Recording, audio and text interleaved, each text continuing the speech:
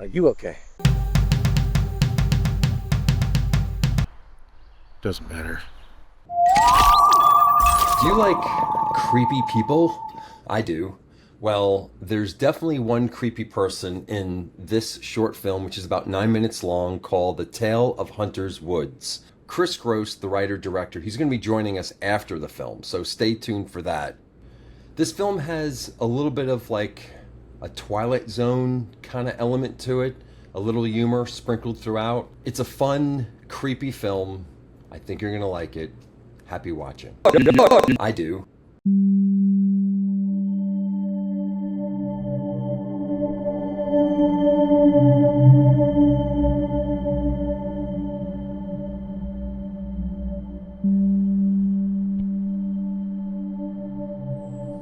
But he's cheap. You weren't at the last family party. You were in Michigan chasing your girl. Thank you for that reminder. I really appreciate it. Look, he's highly recommended. Uncle Phil loves him. Uncle Phil shouldn't be allowed to recommend anything to anyone. Besides, have you ever tried to dance that Don't Come Around Here No More? He played that. At a wedding. Twice. Oh, God. God. Jeez.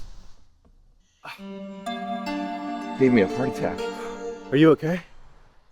Well, aside from what I just did to my underwear. No. Are you okay?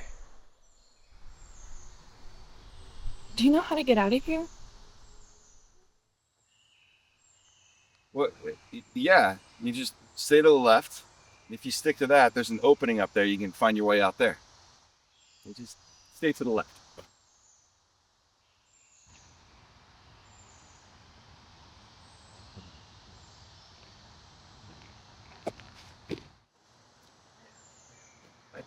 You're welcome.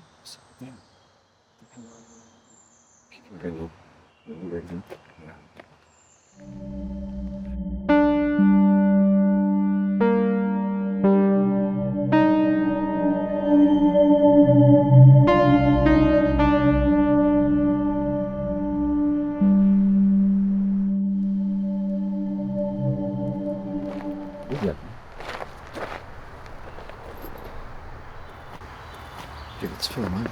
It's what? There's a ton of money in here. Holy shit. Dude, that's a lot of money. I say we leave it. At least we can afford a better. Stop it! Shut up! What the hell do you think you're doing? We can just go. We can go. We can just leave. Can I help you with that? That looks really cool. Can we help with that? Here.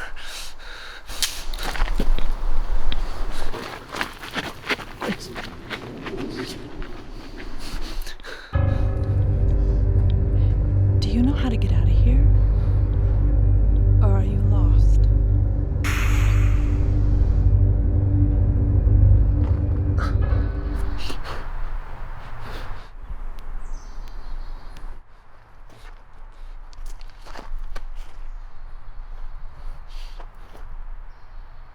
What the hell?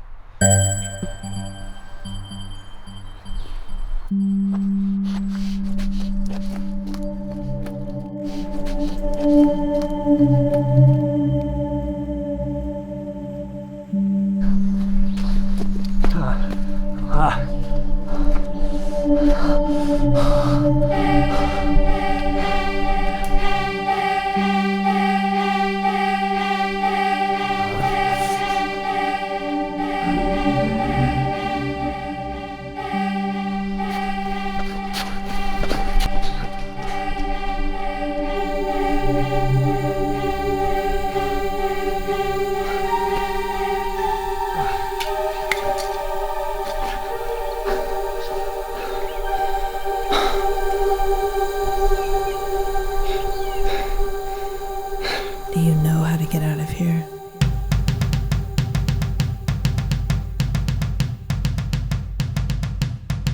Hey.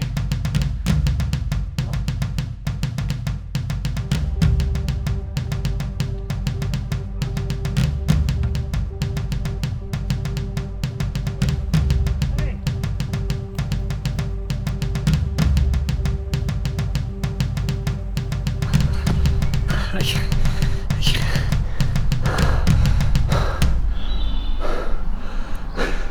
you lost? What are you? I am death, and I found you.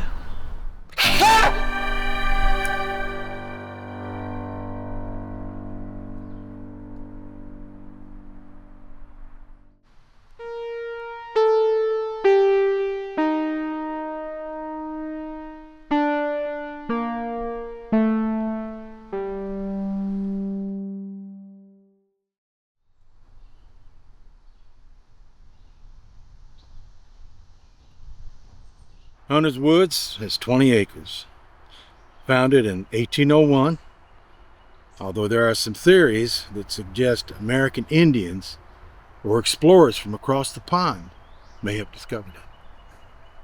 Now, there's a beautiful colonial house in the center I'd love to show you if you just walk this way.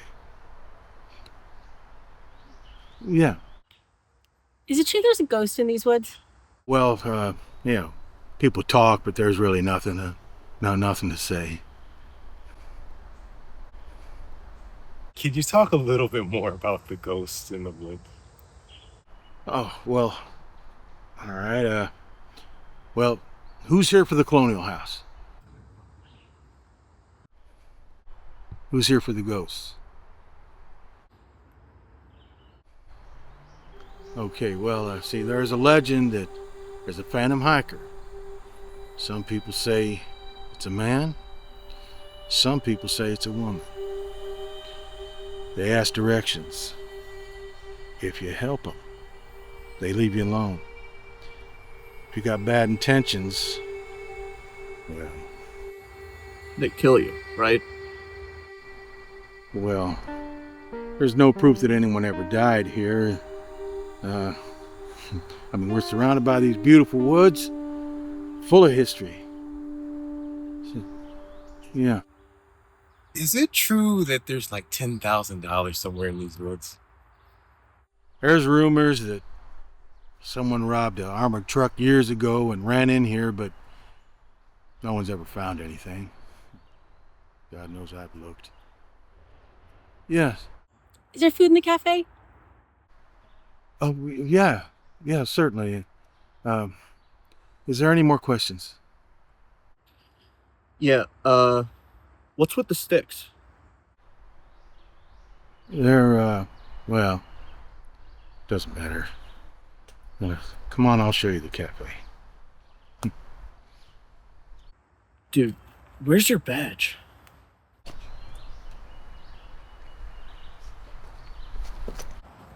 Wasn't that great? That was the worst. I had more fun doing my taxes. Let's just get something to eat. This place is awesome. There's tons more for us to see. All right, I'll be there in a sec. I gotta check this.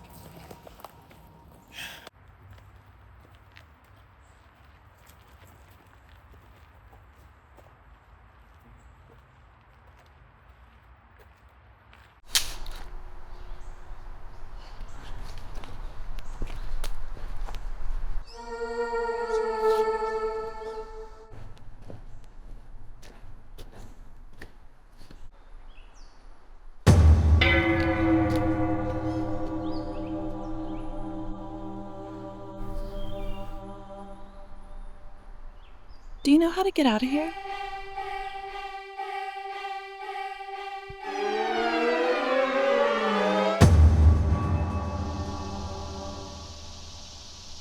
Yup. Told you. Another great film. And we're going to talk to Chris Gross in a quick minute. So, all right, I'm going to let him in. Hey, Chris.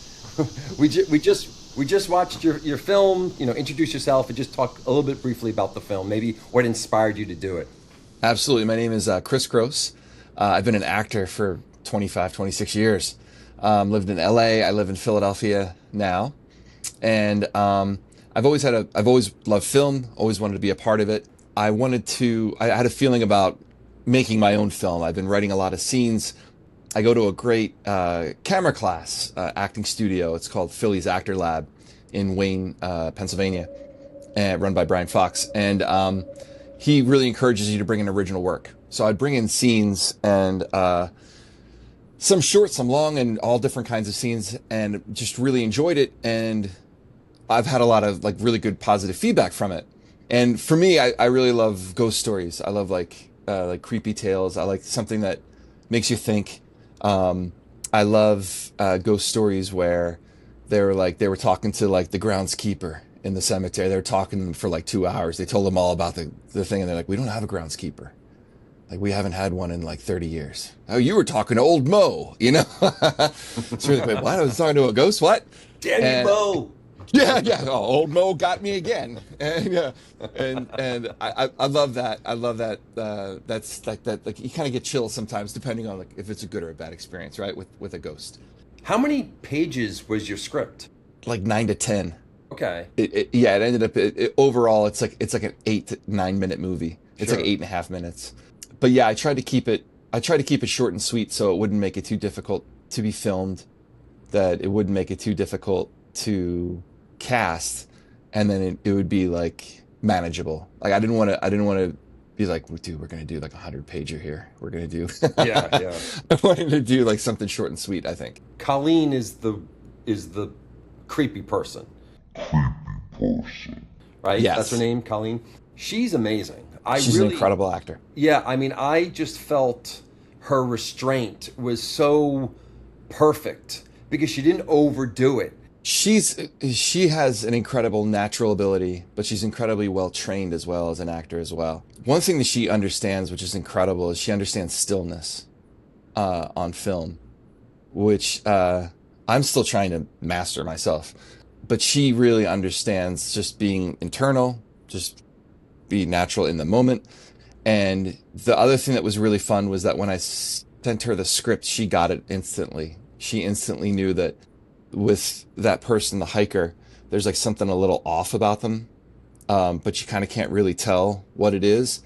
And she nailed, like, there's like here it's like it's just like what you said, it's like too edgy or like too vacant. She's right in the middle, and she breathes so much life into the film. Yeah, I really feel that she brought a really nice element that mixed very well with you and your brother, because you and your brother were very natural, and you know the jokes landed. Her creepiness, I felt, was a really beautiful juxtaposition. Did you guys do any rehearsals, table reads? Like, can you talk to me about that process? You know what? Funnily enough, we actually did. We didn't do a table read. I sent the script out. I just everyone in the film except for Colleen and for the young man with the sunglasses on. They kill you, right? And the beard. He's like, "What's with the sticks?" What's with the sticks? That's my nephew. But everyone else is in class with me, actors at the Actors Lab. So I already trusted everybody. I knew everybody was going to bring their own like sparkle of magic to the shoot, and everybody did. Everybody came and they were prepared. So we actually didn't do a table read, which is, that's not really a good thing to do. I kind of ran it kind of like the way like a TV production works, is like you just meet everybody, you guys huddle together, you have the script, you run through the lines, like you work out the blocking, and then you like, let's try and shoot one. And we just did that, and everybody just nailed it. She did this really cool thing. We looked up, we were thinking of like with the ghost, maybe the ghost is like, maybe like a Celtic visitor or a Viking that like maybe visited these woods, you know, in Pennsylvania years before the settlers came, before like the explorers came. Because they say like Vikings, like some Vikings may have come and visited this continent. So we looked up like Viking, paint, and she was trying some stuff out, and then she braided her hair, and I was like, that's amazing, that's really cool. The funniest thing was I was like, all right, so because it's horror, like we got to have like a little horror flavor. Why don't we have blood? Like she's gotten other people. Like, you see her in her final form, she's freaky looking. And I was like, I want blood like on your face. And it doesn't need to be like poured down, because we need to leave here without, calling anybody calling the police. No, that's what I was like most nervous about. I was like, nothing, everything's When you're in a fine. public space, you got to be a little careful. Yeah. Oh, that's a cute dog you got there. I was like, hide the knife. And, but she did the coolest thing was I was thinking, I was like, I want like blood, like, and she got like, it was fake blood, and she like put her fingers on her palm and she went, I am death. I think it's a testament to your directing to allow your actors to act. You know, a lot of, because you said this is your first film, a lot of filmmakers, when they first make a narrative film, they feel like they have to tell everyone, the actors, what to do, how to do it. They don't let them breathe. They don't just let them kind of find certain things on their own, because it takes a little bit of patience to allow the actors to kind of go through that journey. They have to find it. You know, you Absolutely. guide them, but the fact that you did that for your first film. So when I'm taking it back a little bit, when you were sending the script out to your actors, did you give them a heads up or direction before, I mean, when you sent them the email, like, hey, I want your character to be like this or whatever? Like, when did you give direction to these actors? Great question. That's a great question. I tried to give him like colors. I tried to, because I never want to tell anybody like how to do anything. I try and inform it in the script, in like with what they're saying, or what, you know, what I'm saying, what they're doing, and, you know, like in the directions. But I would just say like little bits and pieces of things, like for the park ranger, I wanted him to be like super excited and ecstatic that he's got a crowd. Like, this is his favorite job in the whole world. He can't wait to show them this. He's going to show them a really cool trick with the sticks. This time he doesn't get to show them the cool trick with the sticks. He doesn't get to, so he just kind of looks ridiculous holding sticks out in front of him. That just made me laugh, and I just thought I was going to roll with that. So I told him that, and Steve, who played the park ranger, he found it great. And he adds like a great eeriness to it too, as well. Like, he did that on his own, of how he told the story about the ghosts. Like, he went like a little deeper. It could have been very lighthearted. Oh, there's a ghost out in the woods, you know, and they have this thing, and they ask him to, you know. But the way that he did it, it's like, ooh, we slow everything down, and then I added some music to it to just make it like, give it like a fun little eeriness to it. Like, oh, there is a ghost. There is a legend, you know. And so he brought a lot of like gravitas to it. It was great. Again, Matt Chua, who played Leon, who played the robber, he completely nailed it. I've seen him play he's also in my class. I've seen him do all kinds of different roles, and I was like, this guy can do it, this role immediately. I immediately can do this part. What the hell do you think you're doing? I just want to comment about his movements. I thought was very realistic, because I don't know if I broke a rib once, but I got really hurt.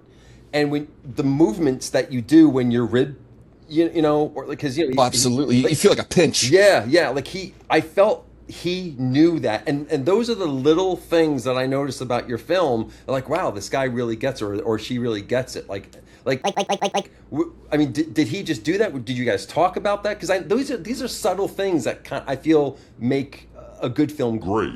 But like, the only thing that we missed, Colleen actually suggested it. It's a great suggestion, because as she was reading it, she's running it through in her head too, and she's like, oh, I can see this. And we were trying to think of like, how does the robber show up? And what she came up with was, when he goes, drop it, he comes out of the bushes, and like they look over. Originally I had a gun, but I was like, we're not going to do a gun. We're not going to do a gun, because like, in a public space. Yeah, no way. With hunters that think that they're going to be Rambo for a quick second and save all the day. Kinds, a million thoughts ran through my head, and I was like, we're going to do a knife. We're just going to do a knife. Let's do a knife. He was going to come out of the bushes tugging at his zipper. He's pulling his zipper up. He had to go to the bathroom, and he got caught. He literally got caught with his pants down. So he put the bag down, go to the bathroom, and he came out. Somewhere in the filming, like somewhere while we were filming it, like we missed the shot. We didn't get the shot, or it didn't work in like the way that I filmed it. So that was like a little bit of a hiccup. I just kind of like, but he crushed it, like with how aggressive he was.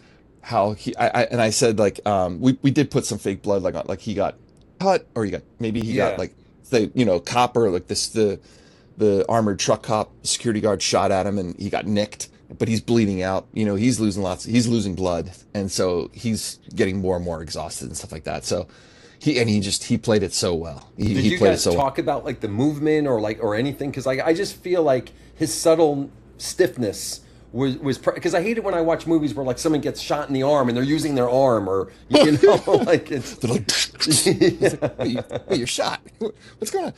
No, we were talking about like more exhaustion, like kind of getting weary, but the physicality is all him.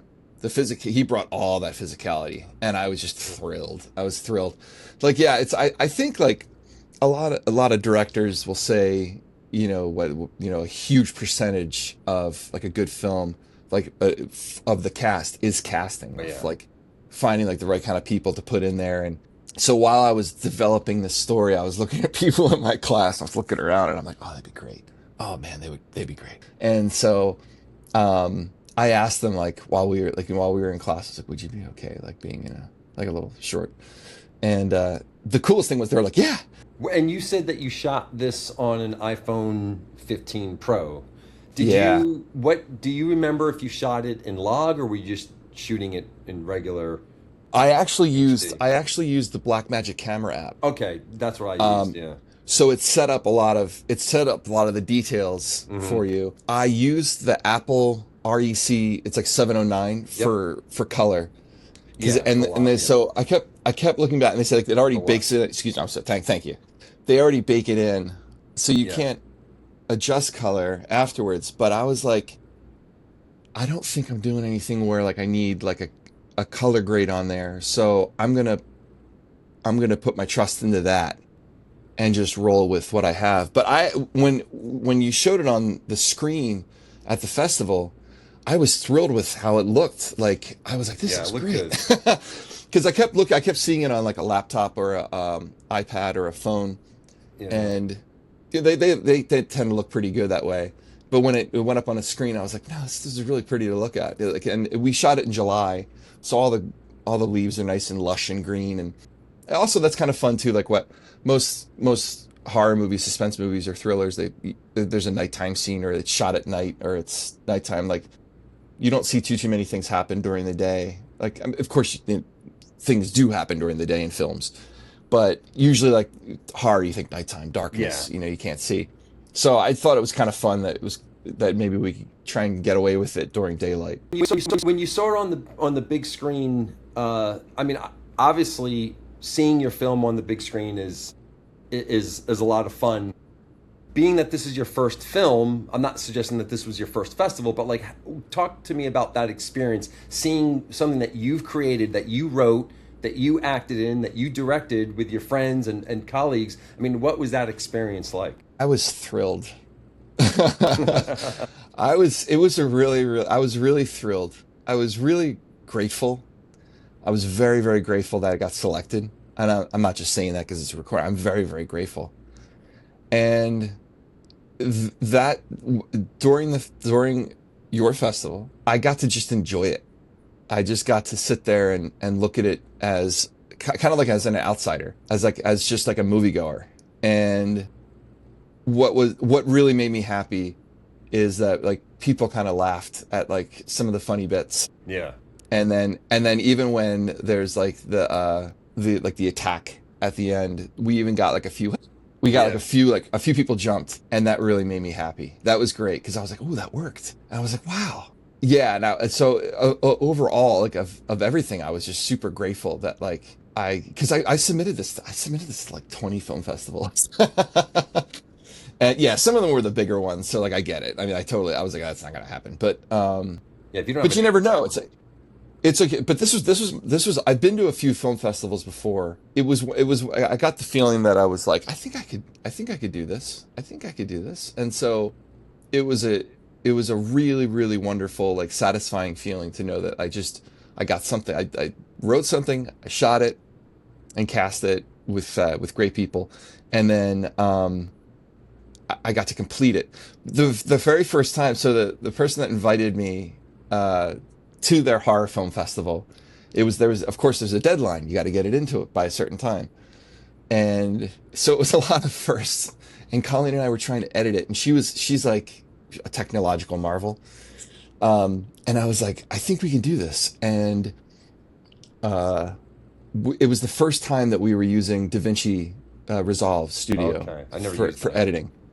It's very cool, but it's an enormous world. it's like a galaxy of editing. And so we were like sitting there trying to figure it out. And there's a rendering, like when you take the movie out of the editing software to like complete it, you have to have like the beginning and you render it at the end. You got to let the software know where your beginning and end is. We didn't necessarily know that. So when we exported it and submitted it, like they turned it down, and I was like, they didn't take it. I was like, I wonder why.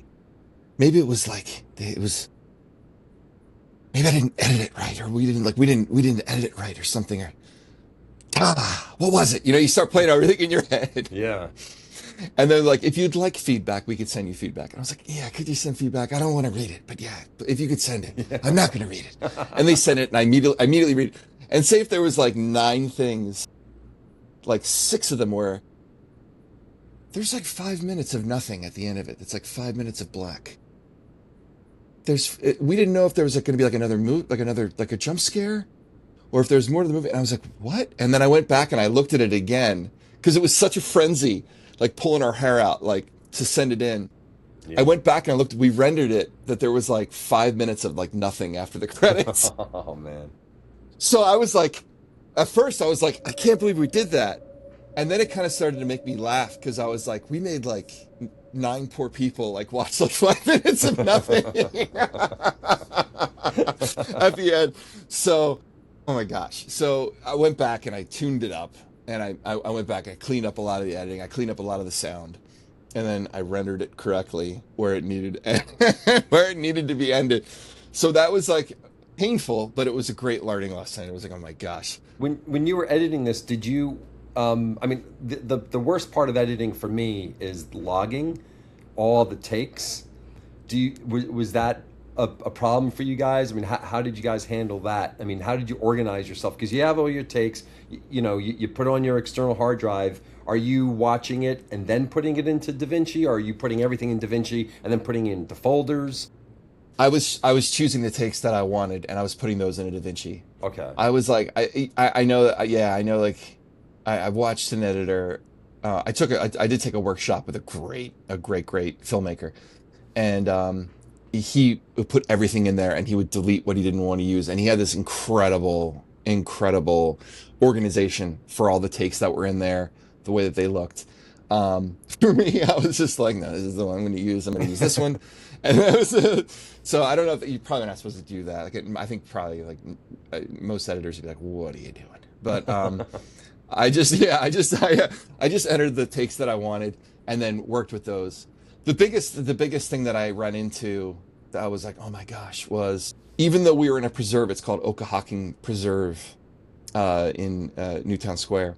The beautiful thing is when you go in there, you're a little lost and you're into nature and stuff like that. But with the mic that we used, the microphone I used a shotgun mic. It was picking up the traffic. It was picking, because there's like a road. It's Route 3. It's like right there, and it's constant traffic. So whatever scene I was watching, you could hear shh at the bottom of it, and I was like, oh my gosh. And I was like, I know what I'll do. I'll go back and I'll edit the sound. And DaVinci allows you to do that. It's incredible. It actually can focus on just the vocalization, and then you can tune a lot of everything out. You have to be careful, like how hard you otherwise turn it, because then it starts sounding like you're like a tin can. Yeah, it sounds like you're coming out of a radio. And I was like, I'll go back. I'll get room tone at the same place. And I went back, and it was so funny because like when you're in there, it's peaceful and it's nice, and you can hear like crickets or whatever's going on in there, but when I hit record, it was just a steady whistle, because they're all in like tune with each other, like the crickets or whatever that are in there. And I was like, well, that sounds awful. And then and then I get the end, I could hear shh, and I could hear like the traffic, and that's when I realized like what was screwing it up, what was hurting the sound was we were right next to a major road. So I was like, oh my gosh, I didn't even realize that happened until, because when you're in there, like you're not necessarily hearing it. But the microphone picks it up. So that was also a good learning lesson. It's like, if you're going to be in the woods, like pick woods that are like a little more isolated from. That process, was it hard to do? Was it easy? Was it just like a quick button? Or It was difficult. Yeah, like it was difficult. What was tricky was isolating the vocals enough, like isolating everybody's voice enough that it didn't sound like tinny. Also, I think there were a couple times with Colleen because she spoke at a normal, she spoke at a good like a natural volume, which like if I had like a body mic on her, that it would have been fine. But I was like, I think I'll go with a shotgun mic. But like there were a couple takes I couldn't use because you could just hear shh like underneath there. Yeah. And I was like, people are gonna think there's like a raging river nearby or something. So it was just like it was just fooling with the sound, like altering that. And then there was a couple that I didn't need sound. I just put music in, like the point of view of Leon looking for the ghost, because the sound was really loud, like the surrounding noise from like the crickets, the traffic. So I was like, well, I don't necessarily need sound. So what I did was I found like some like stock sounds, like stock like wood sounds, to add to that in the background, and then I can use that in there. Yeah. That Yeah. was about to say, like, you can kind of hide those traffic sounds with other sounds and just adding kind of Foley and whatever. Exactly. So, I mean, I always encourage people to shoot with their smartphone. I think that that's so important. This was your first film. A lot of people have been burned in this industry for various reasons. And a lot of the burn comes from inexperience. I knew exactly what I wanted to shoot, and I didn't want to waste anybody's time. So I went there. I made sure that like I knew like where I wanted to film. I made sure like I was placing them like in my imagination, like where they would stand. Would like that work with the light? I made sure that I was as prepared as possible. So we ran into very, very little. I'm not really sure what to do here. The Tale of Hunter's Woods. Yup.